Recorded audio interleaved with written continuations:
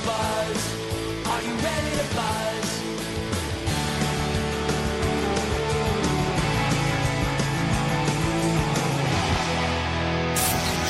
Hey people, it's showtime! It's showtime.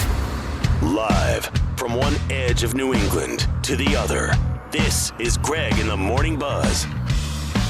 Power.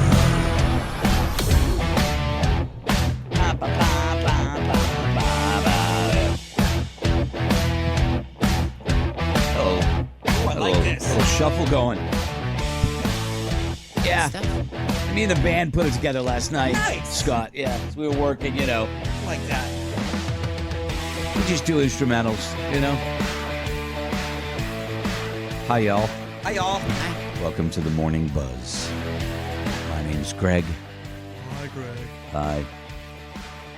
I go counterclockwise, starting with my right hand and going backwards on the clock. The very lovely Laura J. Boyce in a dress that just says Cinco de Mayo. That's what I was looking for. Very, very nice. Thanks. Very, very nice, Also in a dress that says Cinco de Mayo, if I go further around the clock to about my 11 a.m., Scott McMullen, who also looks like a cornucopia of fruits and tacos.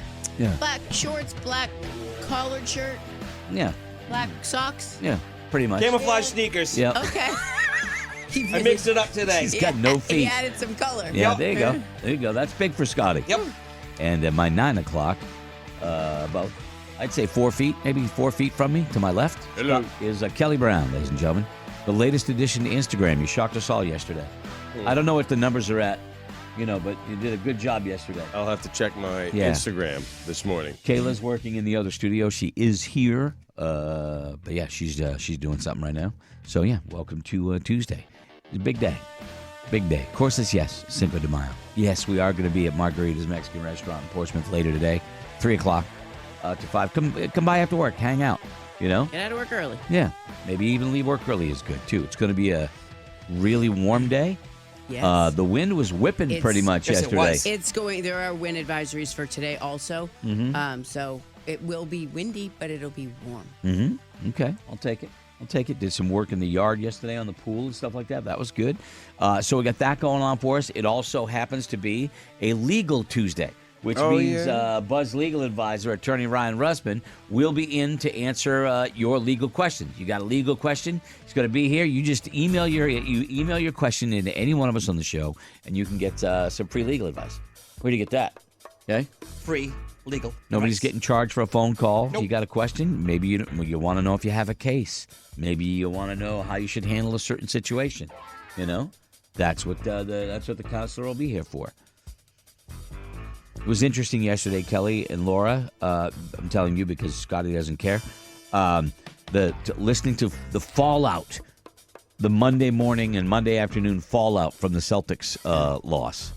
Boy, Yeah, I everybody's didn't got listen- something to say. I didn't listen to any You're of it. better off which because is of it. good. Yeah, Yeah, it it's didn't fit into my day. one of those you don't want to tune in and read the articles. I'll read some of the articles. I won't listen to all the bitching on the radio. Everybody knows better. Everybody's bitching, And Jaylen Brown sat down and did some stuff, too, on Instagram, too. Yeah, Not a blaming good the look refs. sometimes. I don't like it. Come on. But then he showed video evidence of what he was talking about. And then Offensive fouls. that does kind of go, look at this. This guy didn't get called. This guy didn't get called. He actually showed clips from the game and said he pushed off. And I'm like, wow, all right, okay. Anyway, interesting stuff. So today's Tuesday. Jimmy Dunn's going to be here, too, today. Nice. We got that. And I don't know if you noticed yesterday, we talked about the mother trucking giveaway. Yeah, we did. This is as badass a vehicle as we have ever had the pleasure of giving away to one of you. It is a 2026 Ram 1500 DC 650. Loaded, fully loaded. It's packing a supercharged Hemi. So that baby's got some beef to it. And thank you, Foss Motors. We're gonna get our first people in on that today.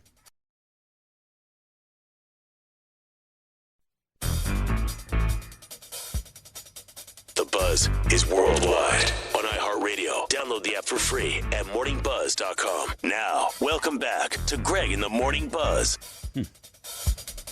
Ladies and gentlemen, Buzz legal advisor, Attorney Ryan Russman is in the studio with us. Always good to see the counselor. How are you, Great sir? to be here on Cinco de Mayo, folks. Yep. Cinco de Mayo. Let's not drink and drive, Nope. everybody. But no, if you no boozing and cruising. If you run into a situation, Two S's in you Russman. might be able to.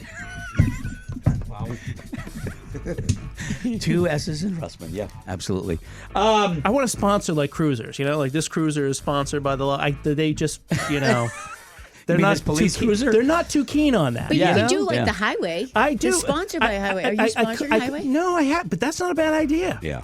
You know? Now, Me I and As a they're- billboard. As they're pulled over, they can look at this highway sponsored by Russman. Right. Yeah. Ryan Russman. Well, look, I feel like I have to say this because someone's going to get all wound up about it. When we first sat down, I don't know how many years ago, to talk about doing this segment, I went at Ryan about big being time. an opportunistic lawyer, and he's like, look, my biggest thing is to get people to not drink and drive. Absolutely. Absolutely. But if they do somehow get in trouble, Happy to help. He always wants to make sure that Their constitutional rights are protected. Thank you. I am the backstop of justice. Yes, you are. All right, so we talked about the property thing a little bit ago. Now, if you have a legal question, you can text it in. If it's a short one, text it to 82945. We all take emails. Greg at morningbuzz.com, Laura roadkill at morningbuzz.com, Kelly Brown at iHeartMedia.com.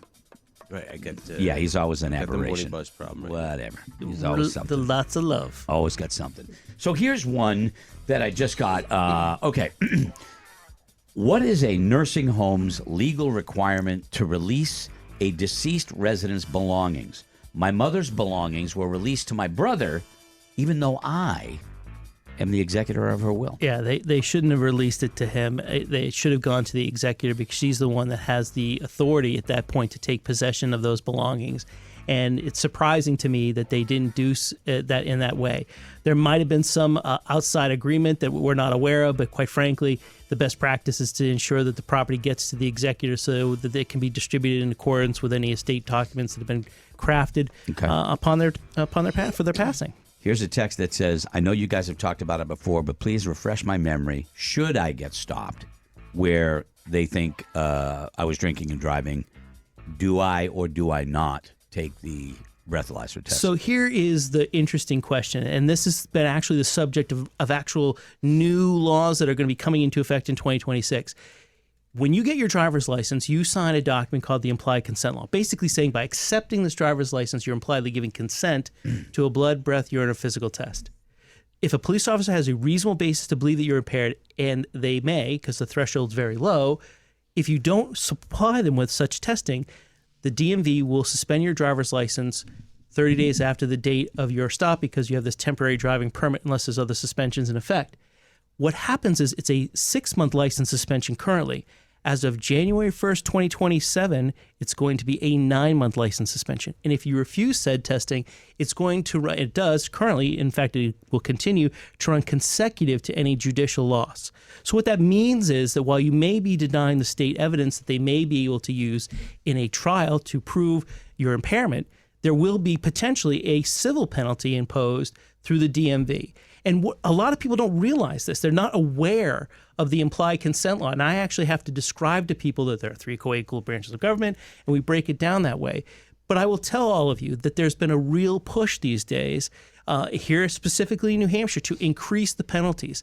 Now, there was a description that this was a loophole, but really, I wouldn't describe it that way because, interestingly enough, if you submit to testing, and this is still on the books, unfortunately, if you submit to testing, your blood alcohol concentration is twice the legal limit, you go to jail. So there is some risk, interestingly enough, by supplying the state with a test that you could, in fact, be putting yourself in further legal jeopardy that would require you to go to jail. So that's the legal loophole. And they didn't fix that. So therein lies the real problem here.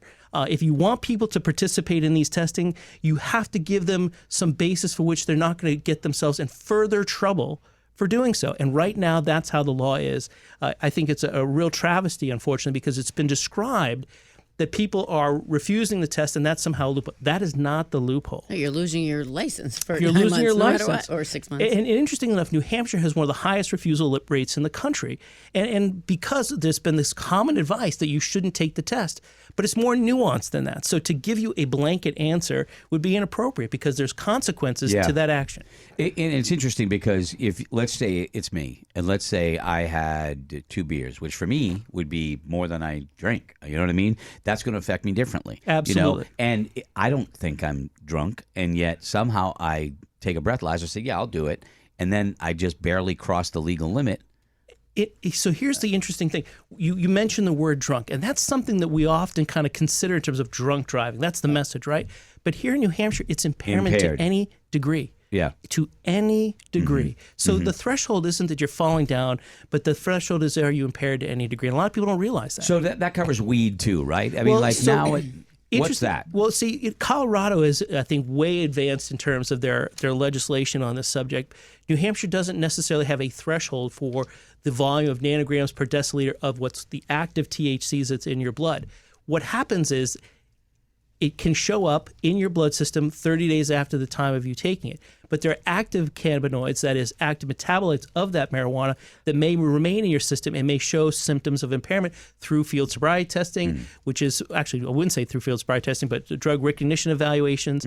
Those are things that the state can try and use to show impairment along with your driving and your actual affect when you're on the side of the road. Don't get behind the wheel if you feel it just all don't. like that. It's not worth it, folks. What's the law in New Hampshire for showing ID when asked by the police? Do they need to articulate that a crime has been committed in order to demand an ID? So in a car, there is a requirement that you have license required. But in the circumstances where you're just on the street, that demand requirement doesn't necessarily follow the same rule because you're not in a motor vehicle.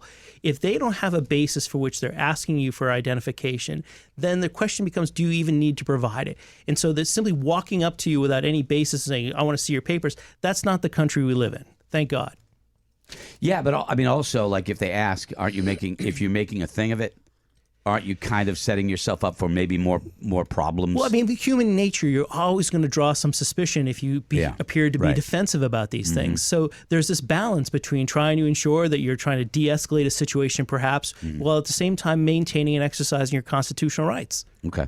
Let me see here. In these new laws, okay, I did that one. If a parent is absent for over 10 years, can I have the rights terminated without his approval? So even in that circumstance, they'll be subject to a hearing. It gives the person who has not been present in that child's life an opportunity to explain why that may be. Yeah. If there's due process and, in fact, there's a showing that there's some sort of abandonment, then you may be able to be successful on that question. But the court has this overwhelming kind of guidance that they want to keep families united, even if there hasn't been a presence in their life. Okay. One more, Laura, before we break. I'm going through all the leader for it. I email, so I can't find. Okay. I gotta find. All right. Well, we're going to break because we're late anyway. But we're going to get more questions. If you want to get them in, you can text 82945. You can also email any one of us, Greg, Roadkill, Laura at morningbuzz.com, Kelly at Kelly Brown at iHeartRadio.com. Okay, whatever. We'll be right back.